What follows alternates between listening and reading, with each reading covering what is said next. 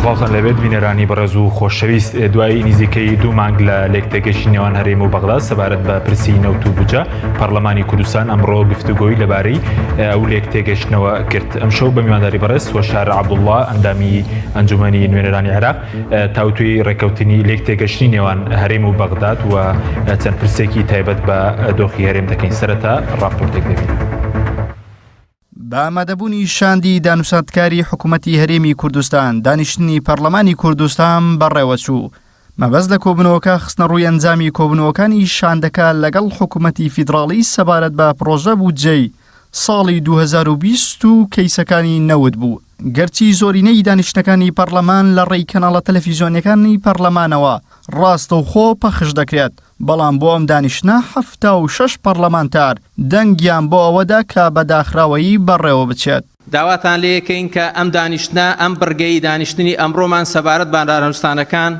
بەنهێنی بەڕێوە بچێت. دوای کۆبوونەوەکە وەزیری هەرێم بۆ کاروباری بەغدا ڕایگەیاند هەرێمی کوردستان دانووساندنی گرنگی لەگەڵ بەغدا کردووە و لە کۆبوونەوەکەی پەرلەمانیش گوێیان بۆ سرنج و پێشنیازەکانی پەرلەمانتاران گرتووە. مفاوزاتی یەکێکە لە ئەرکەکانی حکوومەت کە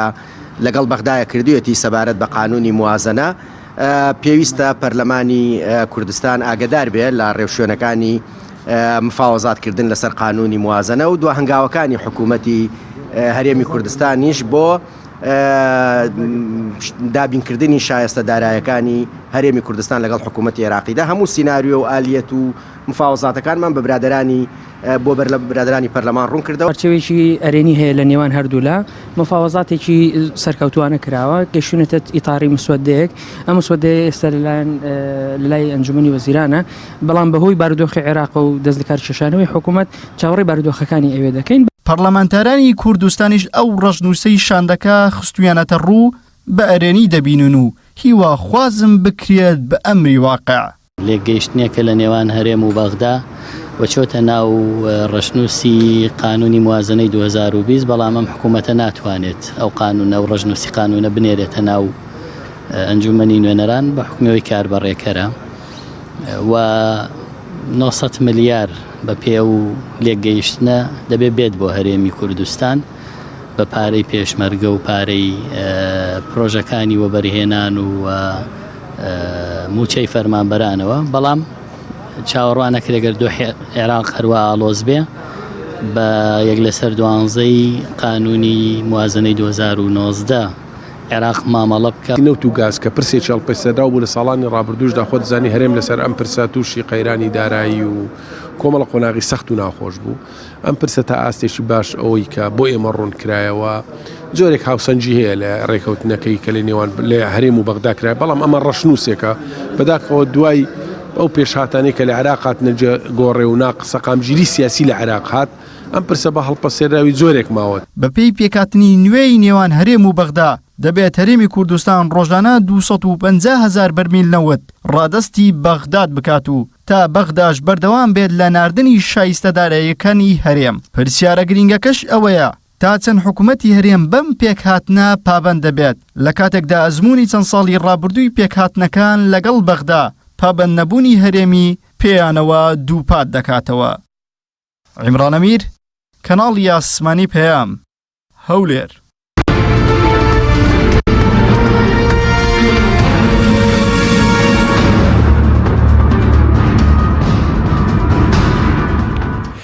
جارێکتر سڵاتان لەوێت بینەرانی بەڕێز کاکوشار بەخێر بێن. سوپاس بۆ ئامادەبوونتان. زۆر سوپاس. ئەگەر سەرەتا لەو لێک تێگەشتنەوە دەست پێ بکەین کە ئەمڕۆ پەرلەمانی کوردستان گفتوگۆی لەگەڵ کرد کە پێشتر شاندی حکوومەتی هەرێمی کوردستان لەگەڵ عادل عەبدولمەهدی لەبارەی نەوت و موچەوە لەسەری ڕێکەوتونەوە نەبووە بە ڕێکەوتن.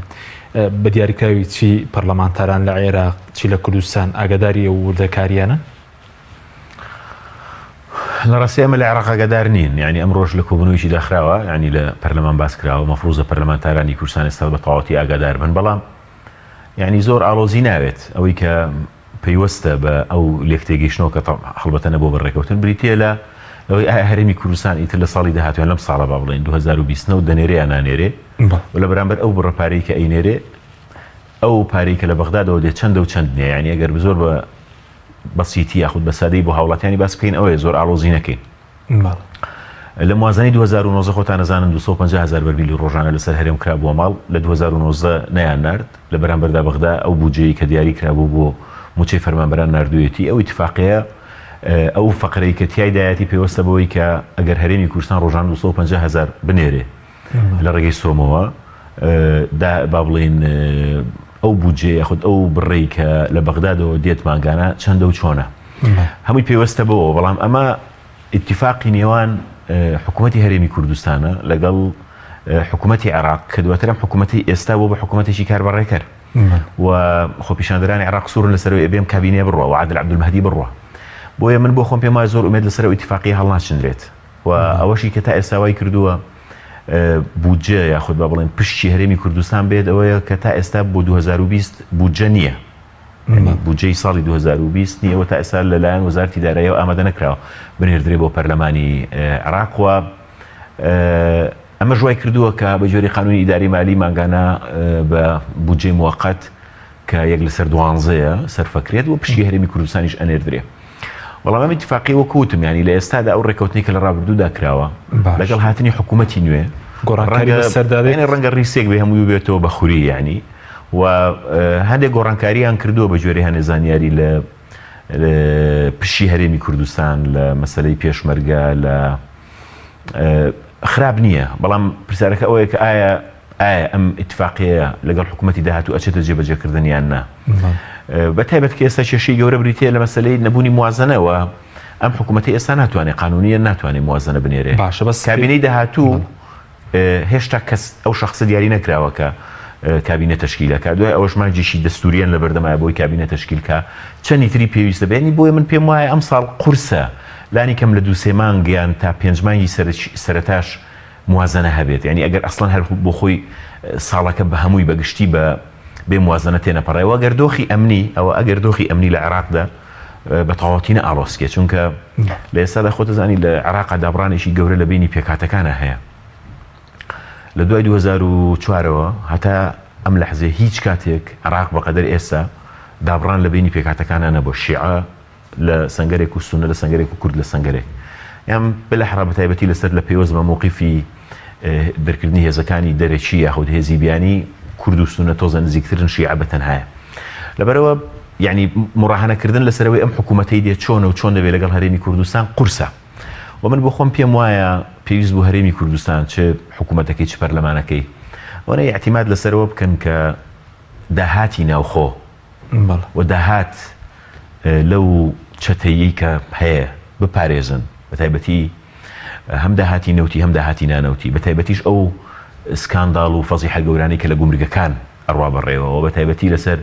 ئەوەی کە ئەو دەوا ئیرانەی کە باج و ڕسومات کۆکەنەوە نەڕوا بوو گیرفانی حیزب و عوائل و بڕاتە ناو خەزانەی حکوومەت نیمە فرۆز بوو تەرکیزیان بچێتە سەرەوە چونکە لە ئێستادا بەڕاستی بەدیدی من و تەوە ناکەم هەڵە بم مڕاهەنەکردن لەسەرەوەی کە لەگەڵ حکوومەتی عێراقی لە ئێستادا ئەگەنە چی بەتایبەتی بۆ حکوومەتی داهاتوو قورسە ئەوەی کە ئێستا هەیە ئەوەی کە ئێستا هەیە و بە گوێرەی موازنەی 2019 ئەدرێ وەکو باسم کرد قانونی ئیداری مالی یعنی دەستکاری ناکرێت بۆیە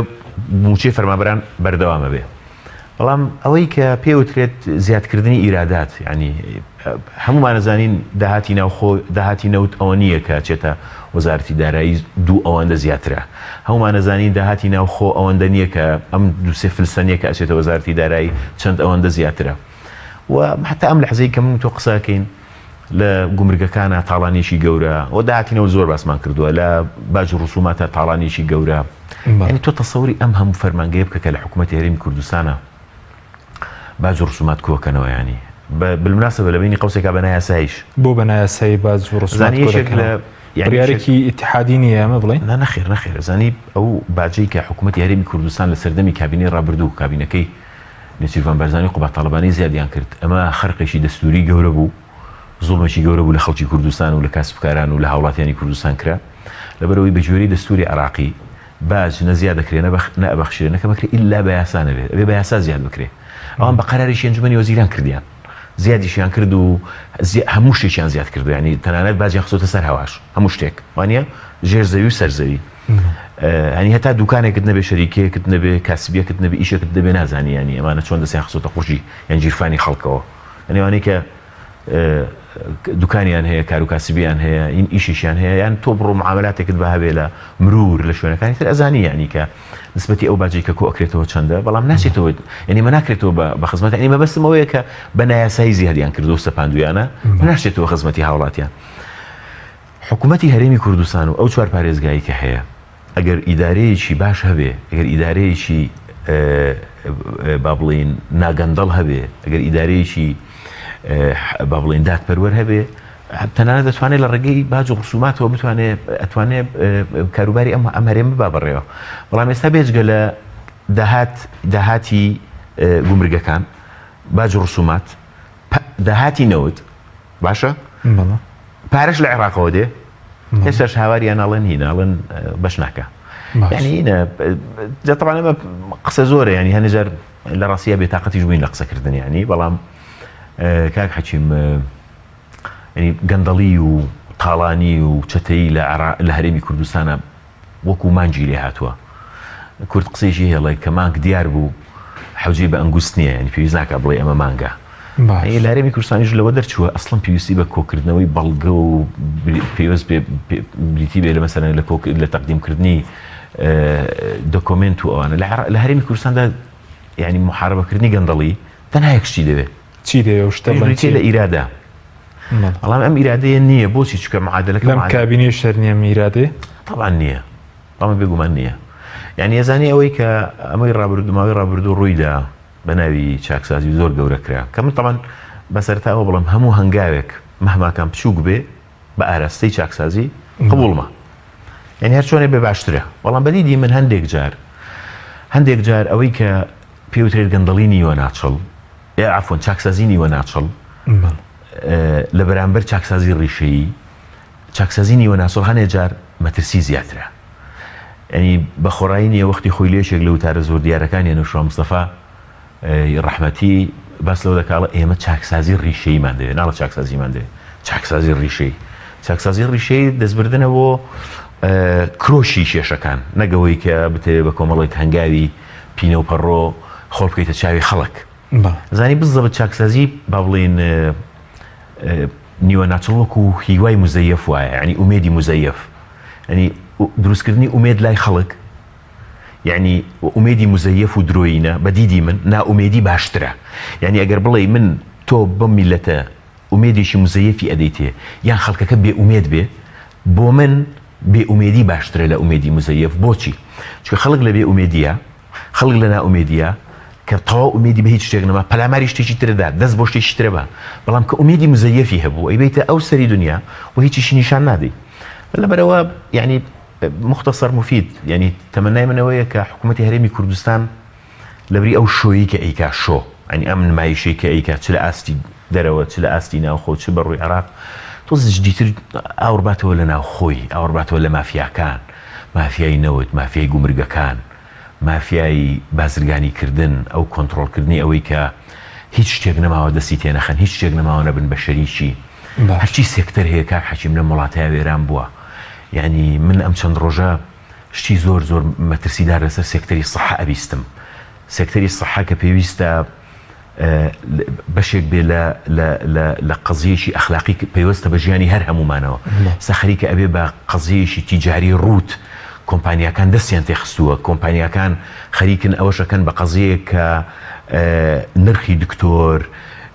نرخی دەرمان نرخی عیادە نرخ لەسەر هەموو شتێکدا ئەنێن خەریکە قەزیەکە لە مەسەلەی سەحەش حتا لە قەزی با بڵێن قەزیەکی ئینسانی ئەخلاقیەوە ئەگەڕن بە قەزیەکی پارەی بەحت یعنی چەندێک دەست دەکەوێ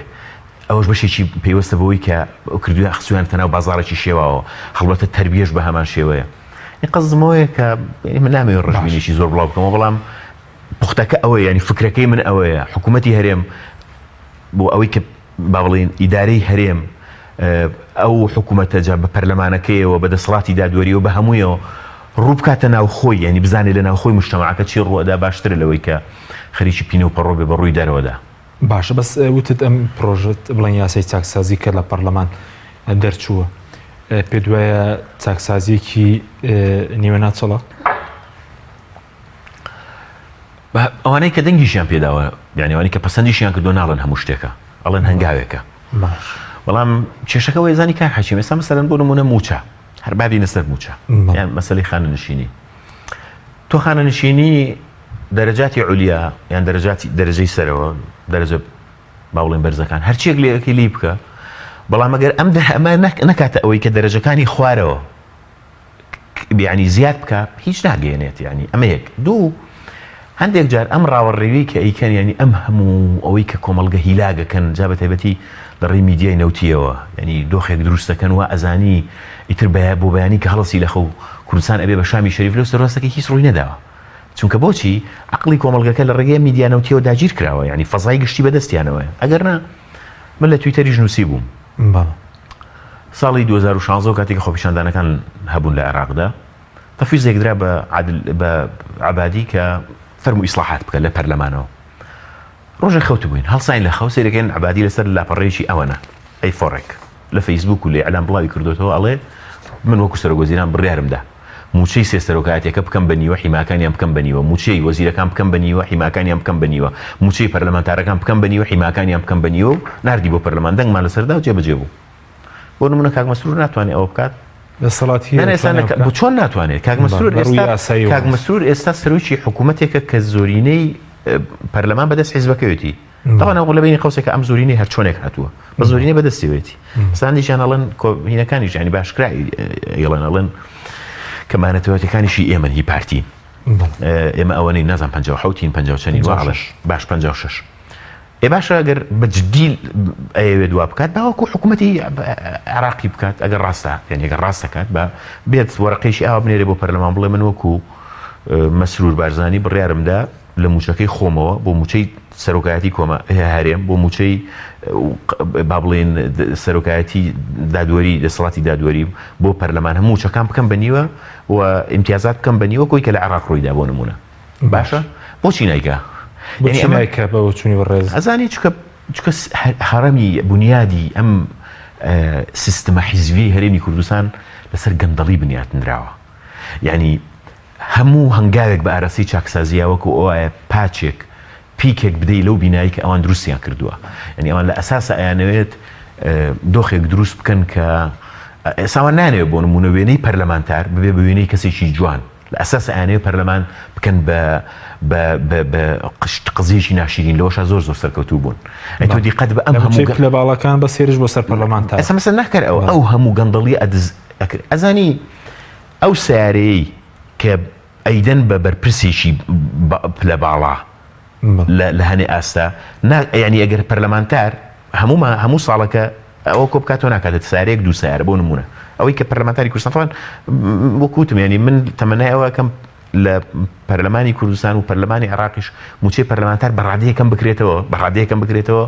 کە ئەم وێنەی لەسەر لابچێ کە دروست بۆ چکەوای لێ هاتووە ینی هین بووە ینی ئەوەنی بەڕادەیەک ئەو سوورە نەمەتیە ئەو وێنەیە تێکشکێنراوە مؤسسەکە بۆ بە مؤسسێکی بێمتمانە ئەمەش بە مومەنهەجی کراوە ئەزانی بۆچی وا کراوە بۆی کە خەڵک بەردەوام چاوی لەسەر ئەوە بێت چاوی لەسەر پەرلەمان بێ ئیتر لە پەنای ئەوەدا بە ملیۆنان دۆلار لە داهاتی نەوت ئەبردرێ بە ملیۆنان دۆلار لە داهاتی با بڵێن خاڵە سنووریەکان ئەبردرێ لە داهاتی ناوخۆ ئەبردرێ ئەنی بۆی ببێ بە قەزیەکی با بڵێن ڕووپۆش کراوە قەزیەکە ئەوەیە قەزمەوەیە کە ئەگەر ئیرادە هەبێ بۆ چاکسازی زۆر لەوە ئاسانترە لەوەی کە ئەم هەموو بگرێ و بەردە و بێنە و ئەم هەڵای کە لەسەری دروستکرا و خەڵکی کوردستانی پێوە ماندووکرا زۆر ئاسانە وەکوتم یعنی بانامێ بنێرە بڵەوە موچەکان ئاوا لەکەن چێ ڕێگری لەکەن ئەم باشی کوردستان پشتیوانی بەس کێ دەڵێ ینی چاکسازی زیاتری بۆ دواتانایە لە مەسەلەی نەوت لە مەسەلەی خاڵە سنووریەکان بۆچی بانگاوێکی ینی سەرەتایی استراتیژی دانەنێن ئەم چاکسازی کە کراوە ئەزانی لە هەرێمێکدا کە خەڵکەکەی لە نۆتویەکەوە تا ئێستا چاوەڕوانی کرد بێ تۆ ناتوانانی قەنەعەت بە من بکەی بڵێ دەی جارێ پەلەنەکەین و بە هەنگاوی کورد دەست پێ بکەین چەندی تر ینی من و تۆ تەمەنمان چەند بۆ ینی مەسەلەن لە ڕاپەڕینە ئێستا بووین بە چەند ساڵی تر چاوەڕوانی ئەوە بکەین خەڵکی تریش ینی بە هەمان شێوە ینی پاش لە 2020ەوە بۆ 2019 چەند ساڵەکە العفوا لنوتويك بو 2020 ساڵە 27 ساڵ باشە 27 ساڵ تەمەنی خۆت معادلی عمری سال نزیکی 6 ساڵایە 6 ساڵایە نیوەی عمری هەموو جیلێکە ینی چەندی تر چاوەڕێ بکەین لە هەرێمێکدا کە ئەو هەموو گەندەڵی تیابێت تۆ بڵێ وڵا بەم هەنگاوە بچووکە دەست پێکە قەناعەت بە من ناکە ینی ئەوانەی کە زۆر ئیجابین ئەوانەی کە زۆر گەژبینن قەناعەتیان کردووە دەست خۆشیان لێکەمەی تەمەنامەکردنی جواب بوومایە بەڵام هەرێمی کوردستان پێویستی بە هەنگاوی ڕادیکالتر هەیە ئەنی دوای ئەو هەموو گەندەڵیە بە ملیۆنان دۆلار وەکوتم لە داهاتی لە نەوتولەوە ئەدزرێتەوە بڵێ وڵا ئەنی سیرەکەش چییە سیرەکەەوەی مەسەرەن بۆ منە قانون ئێمە 5 ساڵ خەریکی تەشریعین لە بەغا قانونەکو ڕاضیات وایە کاک حەچیمە بە یەک و یەکسان بێ بە دوو یەک و یەک بکاتە دوو قەزمەوەی کە بێ محەدەد بێ بە دیاریکراو بێ تۆ یاسایەکەیە ئەم یاسایە تێپەڕێەوە لە هەموو دامانی پەرلەمان پرسە بڵێ بەو یاسایە چەند ئەگەڕێتەوە وەڵا نازانین ئاسایی نەزان لەم چۆن نازانی ینی چۆن مەسەلەن ئایا ئەم یاسایە پێشتر جدوەلی بۆ نەکراوە ئامادەسازی بۆ نەکراوە نەوتراوە بۆ نمونە ئەمەندە بۆ نمونە خانەنشینی یاساییمان هەیە ئەوەندە موچەخۆری با بڵین پلەباڵە ئەوەنی لێکەمە بێتەوە ئەو نسبەتی کە ئەگەڕێتەوە ئەوەندەیە بەم نسبەتەش ئەگەرێتە ئەچێتە سەر موچەی فەرمانبەرانی بۆ نمونە پلەنزم ئەزانی کە یاسا ئینشاب و خراپە قەزمەوەیە کە باشە وەکوتم هەموو ئەوانەی کە دڵیان پێخۆش ینی ئەوانی پیان وایە لە هیچ باشترە دەستیان خۆش بێ ینی من هیچ قسەیەکم نییە لەسەری بەڵام ئەگەر بتەوێت چاکسازی ڕیشەیی بکەی وەکوتم تەنها و تەنها ئیرادەی دەوێت و ئەم ئیرادەیەش بە پلەی یەکەم پارتی دیموکراتی کوردستان لێ بەرپرسیارە بۆچی تەنها پارتی خۆی لە حکوومەت گۆڕان لە حکوومەت ئەو تشکیلی کردووە زۆرینە ئەوە سەرۆکاتی هەرێم بەدەستی ئەوەیە سەرۆکاتی خۆ لە ڕاستیدا پارتی بکەری سەرشیە لە حکوومەتی هەرێمی کوردستانە ئەوانەی تر هەندێک جار ڕۆڵی هی نەبینن ڕۆڵی مەسرحەکەی عادل ئیمام شاهد مەشف شحاگە ینی شایەتێکی هیچ نەدیون ینی جارێ جار نایبینن یان هەنێ جار ئەیبینن و قسە ناکەن یان تەمان بە ئۆپۆزیسیۆنیشەوە بۆوانشی کێستا ناوێن ئۆپۆزیسیۆن بکەری سەرەکی لە سیاسەتی کوردیە بەڕووی دەرەوە بەڕووینەوە پارتی دیموکراتی کوردستانە بۆیە قسەی من و ڕەخنەی من ئەوەیە حق نییە هێزەکانی دەرەوەی پارتی خۆیان بکەن بە ساحبی هەندێک هەنگاو کە هەنگاوی نیوە ناچڵە یان هەندێک شت کە لە ئەساسا دەستکەوت نییە یان هەندێک پرۆسە کە لە ئەساسا بۆ لەباربردنی چاکسازیان نەک بۆ خسەر بێخستنی چاکسازی قەناعەت بەو شتەنەکەی کە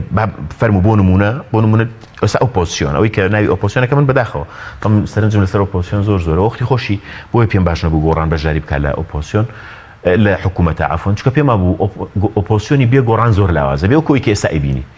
ئەگەر ئەوان یەک پرۆژێ تەقدیم کەن بۆ نمونە بڵێن کاکەجیان ئێستا ئێمە موچەی پلە باڵاکان مەسەلەن ئێمە وەکو عێراق دەمانێت بیکەین بەنیوە مەسەلەن ئەوەی کە لە ڕابردوودا کراوە ئەم جارش لەم حزمی چاکسازیشە جارێکی کە موچەی پلە باڵاکانی عێراق ئیمتیازاتیان لێ سەندرایەوە بەڵام خۆیان دەڵێن خۆی عێراق زیاتر ئێستا موچەی پلە باڵەتەوەتی پەرلەمانتە نەخێر ڕاست نییە زیاتر نییە کەمترە پەرلەمانتار 2 میلیۆن بەڵام مەسەلەن 6 میلیۆنیشی پاسەوانی مانگانەکە کاتیخانێکی من بۆچێتە سەر نەخێر کاکەجیان ئەزانی موچەی پەرلەمانتار سیرکە دوای ئەوەی کە ئەم جارش تریش با بڵێن هەندێک مخصصاتی لێ ئەبوردرێت لە موچەی پەرلەمانتاری عێراق پەرلەمانتاری عێراق نزیکەی 5 میلیۆن دینار وەرەگرێت پەرلەمانتاری عێراق وەکو موچە کە ئەچێتە سەرینەکەی 5 میلیۆن دینار وەرەگرێت بەهەرحاڵ من بۆ خۆم لەگەڵ ئەوە نیم چ پەرلەمانتار چ حاکم چ ئەوانەی کە ئیشیان تەشریعە پێویستیان بەوە بێت سێری چاو لە دەستی ئەمە ئەو بکەن بەس کێشەکە لەکوێ کاک حەچیم کێشەکەداوەتەواوکەم تخوا کێشەکەەوە نابێ فەرقی بینی موچەی پەرلەمانتارێک لەگەڵ نزمترین ئاست 50 ئەوەندە و 40 ئەوەندە و 30 ئەوەندە بێزانی من ماوەی ڕابردوو هینێکم بینی قایمەیەکم بینی لە سەردەمی بەعسا لە سەردەمی ڕژێمە ئەزانی فەرق لە بینی نزمترین موچە لەگەڵ بەرزترین موچەیە چەندە 4 ئەوەندەیە ئێستا 40 و 50 ئەوەندەیە یعنی تۆ موچەی پەرلەمانتارێک ئەگەر بۆ نمونە 5 میلیۆنی ئەدەیتێ خۆ نابێت کەمترین موچەت لە میلیۆنێک کەمتر بێ بەس معقولە مەسەلەن کەمەندامێک یا معقولە بۆ نمونە خانەنشینێک ئێستا من بار نمونەیەکی بەسیتر بۆ باسکەم تخوا من نەبێ بەشێکی شخصی من باوکم 30 ساڵی ڕێک فەرمانبەری بەشی قیراءە و تەوزیع خوێندنەوە دابەشکردنی کارەبا بووە لە پشدەر ئەم خەڵکی پشدەر ئەزانێت 30 ساڵی ڕێک بە هاوین و بەزستان باشە دەرگا بە دەرگا گەڕاوە وەرەقەی کارەبای تەوزیع کردووە بەسەر ماڵەکانە ئەوە تەمان هیچ بێجگەلەوەی 15 ساڵیش کادر و پێشمەرگەی حیزبی شیوعی بووە واز لە خەباتەکەی بێنەوە بۆ خۆی کردوێتی باشە بە 30 ساڵ خزمەتی کردووە 30 ساڵ هەر لە سەردەمی بەعسانە دوای ڕاپەڕینیش معقولە ئێستا 200,000 وەرەگرێ 200,000 وەرەگرێ خانەنشینی پاش 30 ساڵ خزمەت شەهادەشی هەبووە ئەزانی کاک حەشیم ئەگەر بە پێشمەرگایەتی حیزبی شوعیبی کردایە نزیک ملیۆنێکی وەرەگر بەس خۆی قبوڵی نەبوو تاڵان وتی من ئەمەم بۆ خۆم کردەوە بۆ میلەتەکەم کردەوە قەزدم ئەوەیە ئەمە چ عەدالەتێکە تۆ بۆ نمونەگەر پەرلەمانتار 8 ملیۆنی دەیت یان 5 ملیۆنی دەیت بەڵام کەمترین موچە دوای دەبوو لەم یاسە چاکسازی ئەمان لە یەکتر نزیکت باوە زانی من بۆ خۆم پێم وایە بێ فەرقەکە لە عێراق خۆتان مەسەلەن بچێتە سەر ئەبێ فەرق لە بینی 500,000 ئەبێ فەرق بچێتە لە بینی موچەی پلە باڵا لەگەڵ موچەی نزمە 4 ئەوەندە بۆ 5 ئەوەندە بێ زیاتر نەبێت یانی باش ئەو کاتە هەموو شتێک چکە تۆ کاک حەشیم عەدالەتی اجتیماعی چۆن دروستەکەی لەم ڕۆژانەیە شتێکم بینیەوەی کاک سامان کردبووی وازانەوەی کەم موچەی پەرلەمانتارێک وینیشی بڵ ڕاستە بەڕاستی ڕاستە یعنی خۆ تۆ یعنی بۆ کوتم ئەگەر 4 ئەوەندە بوو 5 ئەوەندە بوو خەڵک بەڵێستەکە مندامێک کە هیچ سەرچاوێکی داهاتی نەبێ مانگانە 150,000 لە ساڵێکە ناکاتە 2 ملیۆن دینار طبعا فەرقەکە چییە فەرقەکە چێ بەدەست ئێستا بۆ نمونە ئەوەی سەپاندووە کە موچەی پەرلەمانتار لە کوردستانی عێراق بۆ نمونە 8 ملیۆن بێت چێ ئێتەمانە سوڵتەیە کە یعنی ئەوەی بەرپرسی سەرچێ لەمە پارتی دیموکراتی کوردستانە کاکە حکوومەت بەدەستێوی زۆرینەی پەرلەمانیشی دارایش نابێت لەم بەڵێ وەزارەتی دارایش بەدەستێوێتی ئەزانی قەزەکە ئەوەیە تۆ گەر بتەوێت ئەمە بکەی بێ بە یاسابیکی کاک حەشیم ئەمە بە وەزارەتی دارایی ناکرێ ئەم یاسایە ئەگەر بێتە پەرلەمان یەک پەرلەمانتاریشی لەگەڵانە بێ پارتی ناڵێ ئێمە زۆرینەین ناڵێ ئێمە زۆرینەین وتوانین بیکەنێ با بیکەن ئێبا بیکەن فەرمو بابێن موچەیە هەموو موچە بکەن بەوە هەوڵدەن خۆ تۆ ئەگەر عەدالەتی اجتیماعی تەوێ عەدالەتی اجتیماعی بەشێکی لە ڕێی موچەوە ئەکرێ بەشێکی هەمووی نە بەس بەشێکی لە ڕێی موچەوەیە ناکرێ من و تۆ لە ینی هین بین ینی مەسەلا من معاشەکەم 50 ئەوەنەیەکیشی تر بێ بەعکسیشەوە بەمە قەزێکی وجدانیە ئەمە قەزێکی ئەخلاقیە قەزێکی ئینسانیە پەیوەندی بە زۆر شتی ترەوە هەیە لەبەرەوە ینی بەتایبەتی ئەمانان کە پەرلەمانتاری کاک حەشیم مەزانی معاناتی خەڵک چەند چییە تا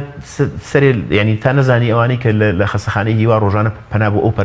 پەرلەمانتار و ئەو وەزیر و ئەو مەسئول و ئەو دۆڵەمەند ئەبن ئەو زارزانی معاناتی ئەو خەڵکە چییە لەبەرەوە فعلا ینی لە کۆمەڵگەیەکە نەعەدالەتی تا ئێرەی هاتووە یعنی باشە بەس سەبارەت بە کابینەی نوێم کە ئێستا 6 مانگ تێپەڕیوە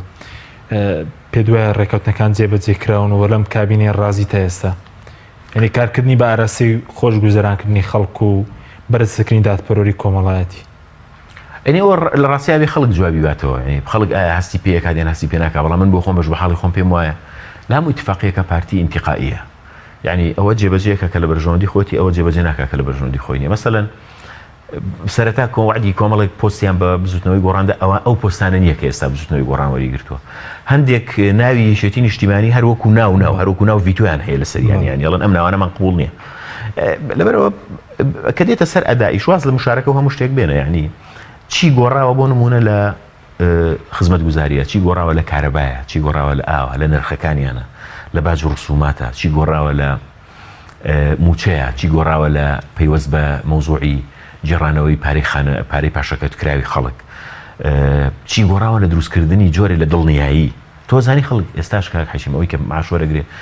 پارە سەرف ناکات چونکە پێی وایە دەستی لەسەر دڵێتی لە بەغاوە نەبڕدرێتەوە یعنی تۆ لە مارکێتەکان بپرسە لە بازار بپرسە بازار بە تایبەتی هەندێک شوێن قفڵ بووە کاسبی نەماوە چونکە خەڵک سیقەی نەماوە بەوەی کە پێی وایە ئەگەر بۆ نمونەستا موچەکەی بە مەزبوطی وەربگرێت شتێک پاشەکەوت بکاتەوە نەبا بەبڕدرێتەوە چکە سیقەی پێی نییە چونکە متمانەی پێی نییە باش لەو شوێنانێکی استقرار هەیە بۆ نمونە شوێنی وەکو ئەوروپا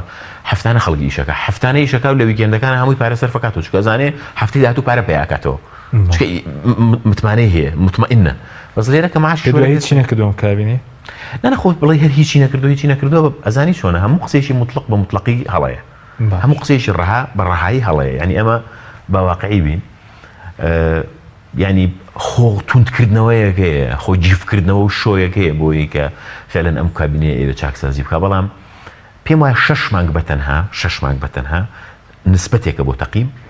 بەڵام لە بینی 6 مانگ بۆ ساڵێک پێم وایە تەقیمی ڕوون دەرەکەوێت لەم 6 مانگەی سەرەتاوە کوتم کۆمەڵێک هەوڵی نیوە ناچڵ هەیە بەڵام تەمەناکەم لە فترەی ساڵە بتوانین بزانین ئەگەنە چی چکە بیرە نەچێ ینی بەخۆڕایش کابینەی حکومی 4 ساڵی بۆ دانەنراوە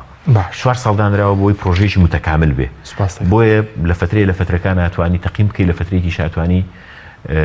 یەکلا بیتەوە بڵێ ئەم حکوومەتە فاشیلە یاخود نەوەعەن ماسەرکەوتووە یاخود سپاس دەکەم ناوبڕێکمان هەیە دەگرم وڵای بەڕێست بەڵام بینەرانی بەڕێست ناوبڕێکی کورت و دەگەڕێنە وڵات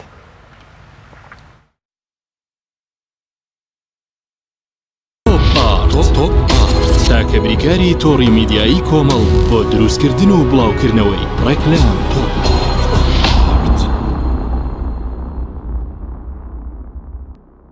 ئایا تا ئێستا کێشەی کارەبات هەیە؟ بێزار بوویت لە کێشەی کەمی کارەبا و بڕانی بەردەوامی؟ بە دوای کارەبایەکی بەردەوام و بێکێشە و تێچووی کەمدا دەگەڕێیت؟ ئەوە فانسی پاوەر سەرجەمە و کێشانەی بۆ چارەسەر کردویت بە دانانی سیستەمی سۆلار و وەرگرتنی وزە لە خۆرەوە بە بەکارهێنانی باشترین مەوادی ستانداردی جیهانی کە سەرجەمیان گرنگی چەندین ساڵیان لەگەڵدایە.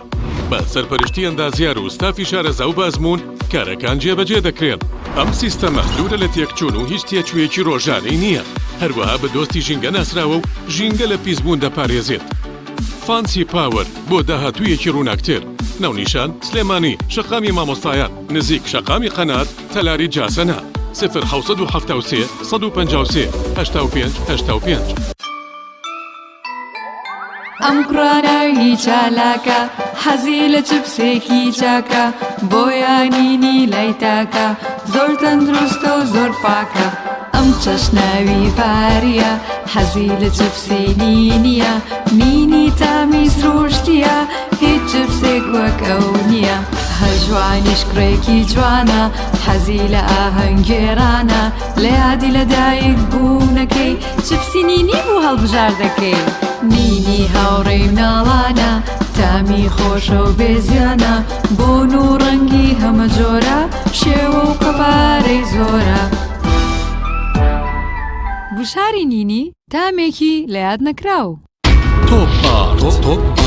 تاکە بریکاری تۆڕی میدیایی کۆمەڵ بۆ دروستکردن و بڵاوکردنەوەی ڕێکلام.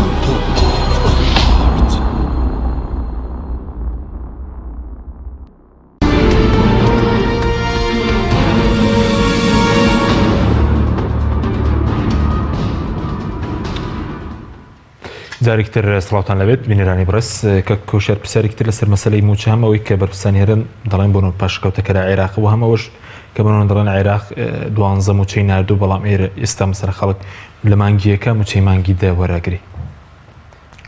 خۆی عێراق موچەکانی بە مەزبوطی ناردووە بەڵام ئەوسا هەڵەیەشیان کرد کە ئەبوو هەر لە سەرەتاوە بڵێن ئەم مانگ ئەوەی موچەی کە هاتووە مانگی یەکی ئەو ساڵە 2019 بەڵام ئەوان ئەوەی کەما بووە لە 2010 هێنان 2019 و 2019 دێتە 2020 ئاوایە یعنی باش سوار پاشکەوتی موچەکە دەڵێن لای بەغدادە. پاشکەوتی موچە لای حکوومەتی هەرێمی کوردستان ئەمە قەزیەکی ئەخلاقیە. مەفروض بوو بە پلەی یەکەم نێچیروان و قوبات تاڵەبانی نێچیروان بارزانی قوبات تاڵەبانی قسەی لەسەر بکەن چونکە ئەمان ئەم سیستەمەیانەوە حکوومەتی ڕابردوو ئەو حکوومەتەی کە دەنجیان داوە بەم سیستەمە ئەوەی ئەم سیستەمەی سەپان سیستمی پاشەکەوت ئەبوو ئەوان زۆر بەپەڕوونی بڵن ئەمە هەم پارەکەی هەم یعنی ئەخلاقیەن ئیداریەن ئینسانیەن ئەم پارەیە لە ئەستۆی حکوومەتی هەرێمی کوردستانە چۆن وەری ئەگرنەوە لە حکوومەتی عێراقی وەرەگرن لە مۆزەمبیقی وەرەگرن لە زیرەی واقواقەوە ئەیهێنن بەڵام ئەمە ئەبێ حکوومەتی هەرێمی کوردستان دابینی بکە چکە وەختی خۆی ئەم سیستەمە ئەوان دایانناوە ئەوان نەوتیان فرۆشتووە داهاتەکەی دیار نییە یەک دنیا گەندەڵیان کردووە یعنی خۆ ناکرێت یعنی ئەمان ینی هەرچیەک بوو بڵێن ئەمە عێراق و هەرچیەک بوو بڵێن ئەوێ ینی ناکرێت ئەمە بڕاست. باشە بەس پێشتە بەرزوتت پێویستە دەسەڵاتدارانی هەرێم خۆیان وازی لە خۆنیشاندان بێن ینی لە ئاستی دەرەوەوانە ئاورێک لە ناو خۆ بدەنەوە بەڵام ئەم بەشداریکردنە مەسەلەن لە کۆنگرەی دافۆس بۆ سەرۆکی هەرێم یاخود سەرۆک کۆماری عێراقیش کە کوردە بەشداریان کردووە کاریگەری باش نایە بۆ سەردۆخی کورد. ئیجابیە ینی وەکو هەنگاوێکی ئیجابی ناتوانین بڵێ بە تەواوەتی سلبیە ینی هەرچەند ئەو باخە گەورەیەشی نییە کە زۆر فوی تێکراوە بەڵام ئەگەر ڕێگەم بە یەک بە سەریعی لە پێویست بە کوردستانی باشوورە شتێک بیر بخەمەوە لەوەی بۆی دافۆس بیرم کەوتەوە زانی کاک حەچیم باشوور کوردستانی باشوور دوو جار دەرفەتی هەبووە زۆر بە گەورەی بچێتە ناو مێژووەوە زۆر بە گەورەی بچێتە ناو مێژووە جارێکیان وەکو قوربانی جارێکیان وەکو ڕزگار کرد هەردوو جارەکە دەسەڵاتە حیزبیەکەی هەرێم تێشی داوە 91 دوای کۆڕەوەکە کاتێک کورد بە کۆمەڵ ڕۆیشت لە ترسی بەعس هەرێمی بەجێهێشت کورد وەکو قوربانی کۆمەڵگەی نێودەوڵەتی لەسەری هاتە جواب و هێڵی 34 دروست کرا ئەم دەسەڵاتی ئەمری واقعە لە هەرێمی کوردستان دروست کرا و کورد خەریک بوو وەکو قوربانیی گەورە لە مێژوودا بچێتە ناو مێژووەوە شەڕی ناوخۆی یەکێتی و پارتی تێشیاندا باشە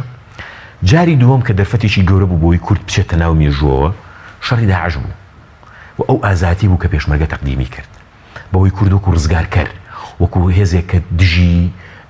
با بڵێن ئیرهابێکی نێودەوڵەتی ئیش قسەکە پێشمەرگە لەسەر زاری وەزارەتی دیفاعی هەموو دنیا بوو و تەنانەت جلوبەرجی پێشمەرگە و شەڕڤان و هەموو ئەوانە ببوو بەهین ببوو بە مۆدێل لە دنیاە. ئەمەش هاتن لە تەوقیتێکە کارتی ڕیفراندۆمیان سووتاند تعاتوفی مجتەمەعی دەولیان لەگەڵ خۆیان لابرد بە شەرتێک. ئەمە زۆر گرنگە تاریخیان بیڵین کاک حەشیم زلهێزەکانی ئەو سای دنیا ئێستاش کە ئێستاش ئێستانیانی سەردەمی ڕیفراندۆمەکە تا ئێستاش چ ئەمریکا چ بریتانیا نەهانوت ئێمە دژین. ئەمە زۆر مهمە وتیان کاتەکەی باش نییە وتیان کاتەکەی تەوقیتەکەی باش نییە تەوقیتی ڕیفراندۆمەکە باش نییە جۆما لێ نەگرتن. یعنی هەردوو جارەکە لە باریان برد تۆ دیقەت بکە 16 ئۆکتۆبەر ڕوویدا هەموو دنیا بێدەنگ بوو کە هەمووی پشتی تێکردبوو یعنی وەکو ئەوی قوربانی پێشمەرگە هەمووی لە بیر برابێەوە بۆ بەهۆی ڕیفراندۆمەکەەوە کە تەوقیتی باش نەبوو چکە حکمەتی خەڵکی سەرکردە و حزبی بەرپرسیار و سەرکردەی بەرپرسیارەوەیە کە بزانێت لە چ زەمان و مەکانێکدا ئەماکە. ئەم محاولەی تەواجودی نێچیروان بارزانی وەکو سەرۆکی هەرێم لە داڤۆس و بینینی ترامپ و ئەوەی کاکبەر هەمیش بە هەمان شێوە یعنی لە ڕاستیدا ناتوانانی بڵێ ئەمە یەکسانە بە سفر نەخێر هەنگاوی گرنگن بۆی کە وردە جارێشتر کورد بڕاتەوە پێشەوە چۆن دیقەتیش بە ترامپ چی بەهیناڵە چی بە نێچیروان بارزانی ئەڵەمە شەڕکەرێکی ئەمە باشەوانی خۆی لە حیاتی کاک نێچیروان شەڕی نەکردووانی وابزەم یەک جار چوو بۆ جلوبەرجێکی جوانی لەبەر کردو یعنی خۆتەمان باشی کردووە شۆی نەکردووە و کۆمەڵە مەغزن لە خۆی بەستەوە کۆی کە هەندێکیان کردیانی ئەنێ فشەکەری قەومی با بڵین ئەیان کردو پێیان وا بوو هینن یعنی هەر بەس بۆ دوو ڕسم ئەچوون تەمە بەسم پێشمەرگە نییە پێشمەرگە ئەو هەموو قوربانی کەدای ئەو هەموو شەهیدەی کەدای ئەو هەموو برینداری کەدای ئەمانە بزەبت ئەم پێشمەرگە لە شەڕی داعشەوەی کرد ئێمە بچینە ناو مێژووە بەڵام هەڵەی سەرکردەکان بەوەی کە کارتی سەر بەخۆیان لە تەوقیتێکی خراپە سووتان هێنانیە دەرەوە بۆیە ئەم تەواجودە لە کۆڕ و کۆبوونەوەی نێودەوڵەتی گرنگە بەڵام هەڵبەتە مانای ئەوەش نییە یعنی ئەمە کورد بەداخەوە زۆر عاتفیە یعنی کە ئەمە ئەبینەی ترپی وایە تر تاڵ پێویست کاتیەوە هاتووە یەکسەر دەوڵەتەکە ڕابگەێنین باش ینی ئەم عاتیفە زائیدە هینە زۆر خراپە ینی ئەم چونکە ڕەخنەشی زۆرە لەسەر ینی سەر تۆزانی ئەمڕۆ یەکێک لەو شتانەی کە بەر لەوەی بێن بۆ بەرنامەکەی تۆ بینیم چییە لە یەکێک لە هینە پرسن لە ناوەکەی بیرچەوەی لوبنان لێ پرسنەوەن بەچی هات چۆن هاتی بۆ دافۆس چۆن توانیت لە دافۆس بەردام چکە بەشداربوون لە دافۆس زۆر کۆستەکەی پارەکەی زۆر بەپارەیە طبعاً زۆرە وتیان چۆن هاتوویتی لەسەر حسابی خۆم هاتووم یەک فلسی لوبنانم سەرف نەکردووە یعنی ئەمە لە دنیاشا قسەیە مەسەن لەو وڵاتانەی بۆ ئەو وڵاتانەی کە وەزعی اقتصادیان خراپە ئەپرسن تۆ چۆن هاتووی بۆ دافۆس یعنی لەبەر بسەل بۆ من لە سەرکردەیەکی لوبنانیە پرسن مەسەلەن لەوێ ئەبێ بە پرسیاری ڕۆژنامە نووسانەوە بۆ هەرێمیش ڕاستە یعنی خۆزگە کەسمان نەچێتە دافۆس بەڵام خەڵکی وەزعی خەڵکەکە بەڕادەیەک بێ هەموو ڕۆژێک بۆ نمونەکەمان دامان خۆ پیشاندان نەکەن هەموو ڕۆژێک بۆ نمونە وەزعی سەحاوانە بێ وەزعی تەندروستیوانە بێ وەزعی کارەباوانە بێ لەبەرەوە معادلەیە تۆزە معادلی شارزە بەڵام وەکو جوڵەی سیاسی ناتوانانی نادیدێ بگیری بەزۆ پارە بەخەدر موچەی مانگێکی فەرمانبەرانی تێچێ ینی ناخۆی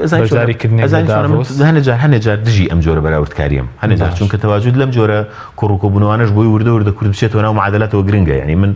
بە بەرپرسیارەتی ئەم قسانە ناکەم بەڵام ئەمە ئەبێ موازی بێ ئەمە ئەبێ لەگەڵ ئەوەیە بێ کە دۆخی هەرێمی کوردستان لە ڕووی اقتصادی و لە ڕووی ئابووریەوە زۆر بەهێز بێ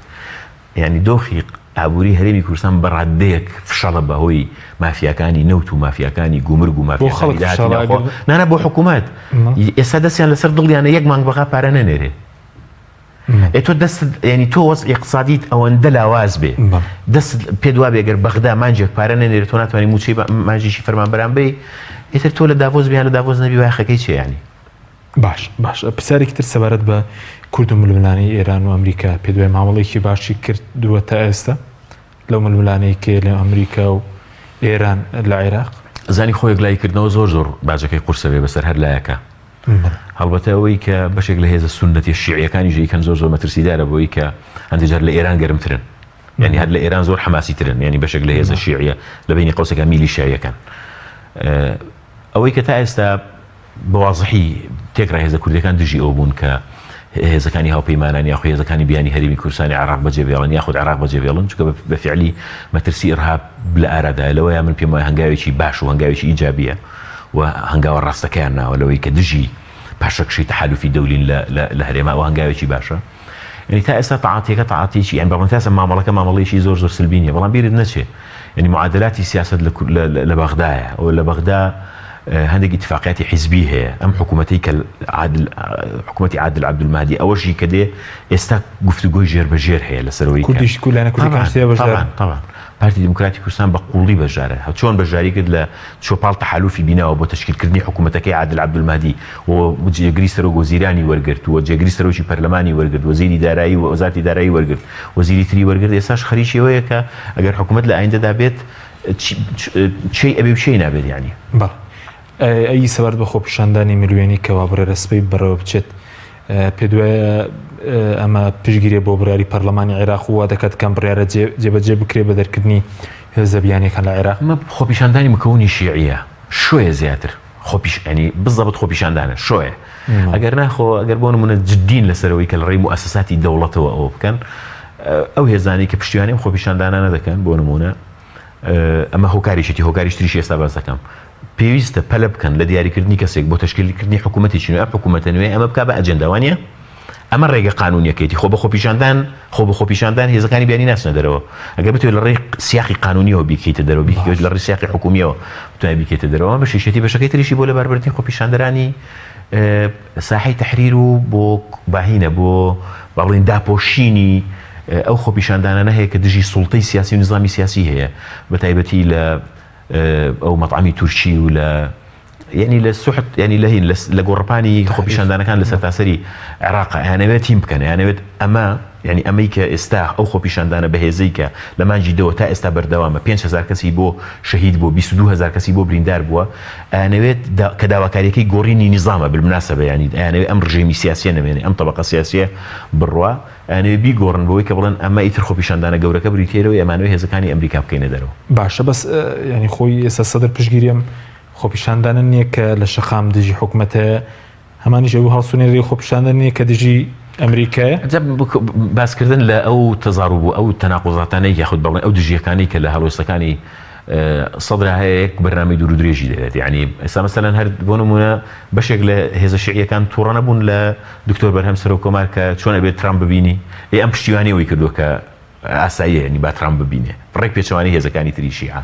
لە هەمان کاتدا خۆی بەژار بوو لە حکوومەتە دژی حکوومەتیش بوو چەند وەزیرێکی هەبوو ینی هینە سەدر لە 2004 تا ئێستا سەدریەکان بە مۆدێلە هاتوون یعنی یەک کۆمەڵ تەناقوزیان لە یەکا کۆ کردوێتەوە قاچێکیان لە ناو معارزەی قاچێکیان لە حکوومەتایە قاچێکیان لەگەڵ خەڵکایە قاچێکیان لە دژێت یعنی تۆزە ئاڵۆزە یعنی کە متابعی مەشهدی سیاسی عێراقیەکە نەزانن کە مواقفی مقتدا سەدر و سەدریەکان لە ئانوزاتە ئەگۆڕێ و ئەوان ئێستا حالیان داکۆشی لە هەموو ئەو مؤسساتانە ئەەکەن کەتیایە بەقوتن لە سەرۆکاتی کۆمارە بەقوتن داکۆشی لەکەن لە پەرلەمانە بەقوتن داکۆشی لەکەن پێیان وابوو لە حکوومەتە ئەویان پێ ناکرێت کە کرا دژی بوون ینی سەدریەکانیانەوێ بێنە سەر ساحەی سیاسی زۆر بەهێزتر لەوەی کە ئێستا هەیە باشە بەس وەکو خۆپیشاندانەکان تا ئێستا دەستکەوتی هەبووە پێکێنانی کابینەی نوێ بۆ نمونە کە باز دەکرێت دوای گەڕانەوەی سەرۆک کۆمار لە داڤۆس کاندیدی نوێ ڕاستپێری بۆ پێکێنانی حکوومەت کۆتاییان پێدێت ئەم خۆپیشاندانە من بۆ خۆم پێم وانیە جاریشتر مەشهدی سیاسی و ئیجتیماعی و کۆمەڵایەتی عێراق جارێک کە بگەڕێتەوە پێش مانجی دی 2019 دوای ئەو خوێنەی کە ڕژاوە دوای ئەو هەموو قوربانەی کە دراوە پێم وانیە سوڵتەی سیاسی بتوانێت بە هەمان نەفەسی گەندەڵی بە هەمان نەفەسی پشکێنە بە هەمان نەفەس بۆچی چونکە لە ماوەی ڕابردوودا پێکاتەی شیعە زۆرینەی شیعە هێزە شیعیەکان شەقامی شیعیان ڕازی کردبوو کورد و سوننە چەند ناڕازی بوون ئەوان زۆری نەبوون بەڵام ئەوەی کە ئەم جارە جێ ئەکاتەوە مانجی دی 2019 تا ئێستا ئەوەیە کە گەلی ڕاپەڕی و خەڵکی ڕاپەڕی و شەقامی شیعی خۆیەتی شەقامی شیعە لە حکومڕانی شیعە ڕاپەڕی وەکو خەڵکی کوردستان لە حکومڕانانی خەڵکی هەرێمی کوردستان ڕاپەڕی بێ یان با بڵێن ناوچە سونیەکان لە سونەکان ڕاپەڕی بن ئاوایە لەبەرەوە من پێم وانێ جاریش کە بە ئاسانی بڕواتەوە بۆ پێشومانی بە ئاسانی لەبار ببرێ باشە بەس کێ چانسی زۆری هەیە بۆ بوون بە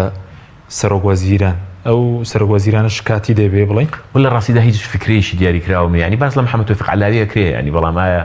چانسی ئەبێیان نەباس لە عەلی شوکریە کرێ کە پێشتر کۆنە سەدری بوو ئێستا مستەشاری سەرۆک کۆمارە و شخصەتیشی تا ڕادێک تەوافقیە بەڵام من بە خۆم پێم وایە کێشەکە تەنانەت ئەوەش نییە یعنی ئەگەر کەسێکیش دیاری بکەن دوایی دروستکردنی حکوومەت و تشکیلکردنی حکوومەت ئاسان نابێ باشەیکانی دە کوردەکان ینی ئێستا لە بەغداد داواکارێکی زۆر هەیە کە خەڵکی بێلایەن هەم سەرۆک وەزیران بێ بەڵام لەو کابینەی کە پێی هەم وەزیرەکان ئەی لە ئاسیناو خۆی کوردستان ینی ئەم جارە پێویستە ئەگەر کورد بەشدارێ بە چ ئالێتێکانی دەکەن ڕای کاک حەشیم ئەگەر لە منە پرسی پێم وایە ئەم حکوومەتەی کە لە عێراق دێ ئەگەر ڕعایەشی ئومەمی نەبێ ئەگەر ئومەمی متحیدە و ئەمریکا و لایەنەکانی تر تۆزە سەرپەرشتی و ئاگیان لێ نەبێ لە ئێستادا لە عێراقا میلیشیات حکومەکە بە هەرێمی کوردستانیشەوە یعنی ئەوەی کە لە عێراقا حکومەکە ئێستا و دەسەڵاتی بەدەستە و بکەری سیاسیە ئەوەیە کە هێزی چەکداری هەیە پارتیش لە ژێر دەسەڵاتی خۆی هێزی چەکداری هەیە شەریش لە ژێر دەسەڵاتی خۆی هێزی چەکداری هەیە لە کوردستانی عێراق و لە عێراقا بەگشتی چەک حکومەکە نەمەنطق حکومەکە نەدیموکراتی کردووە کەسی بێلایەن لەسەر وەزیرانی ڕۆڵێکی نییە نەخێر زۆر لاوازە بێ بۆ عادل عەبدولمەهدی چی بوو ینی کەسێ بوو کوتلەی نەبوو کوتلە شیعیە چەکدارە بەهێزەکان بەتایبەتی ئەوانەی کە هینیان هەیە حەشدیان هەیە هاتن کۆنتڕۆڵیان کرد و ئەوان هەموو ئیملاعاتیان بەسەر ئاکرد شتیان بەسەر پڕەکردەوە کەوت بۆ دەستی ئەوان ینی حکومەت بەدەستی ئەوانەوە بۆ هەر کەسی شتری بێلایەن بینی ئەوە ئەبێ ئەگەر ڕعایەکی نێودەوڵەتی نەبێ پشتیوانیشی نێودەوڵەتی نەبێ کە پشتیوانی بکات هەروای لێ دێتەوە ینی لاوازە بێت ینی باش بەس ئەگەری ئەوە هەیە پەرلەمان